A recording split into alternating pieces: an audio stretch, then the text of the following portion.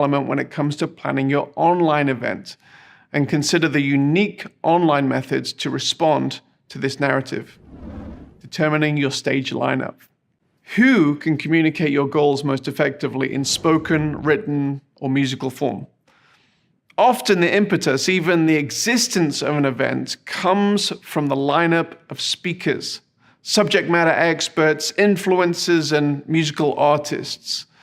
While this may be the main hook to gather a big audience, the simple ability to gather an attractional stage lineup should not determine your event.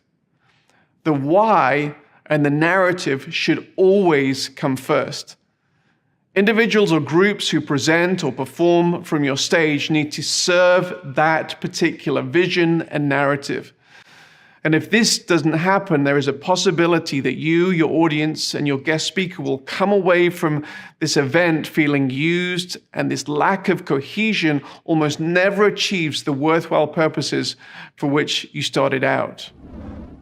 Now, when considering either a hybrid or a completely online event, it's important to consider the different mediums of communication you're employing.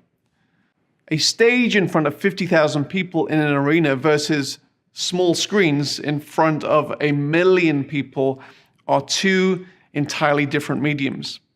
Although the latter is reaching a much bigger audience, a small screen is always a much more intimate medium and requires an approach where the audience is being addressed in a more direct, one-on-one manner, much like I'm doing now.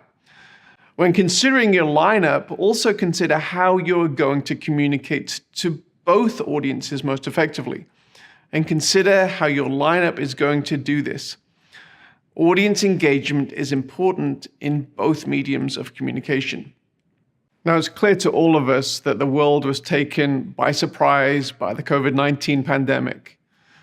And the one question that we've received more than any others throughout this time is predicated on the longing to return to in-person events, but then people say how things will change in a post-COVID world with regard to online events. And our response has long been that we also long for the return to in-person events that we're seeing now. However, online events are not going away. Even before COVID, the online component of events was increasingly in demand, and the complexity was also increasing. So this is an area you shouldn't ignore for too much longer. So that's pretty much all there is for this section. So let's go through our checklist.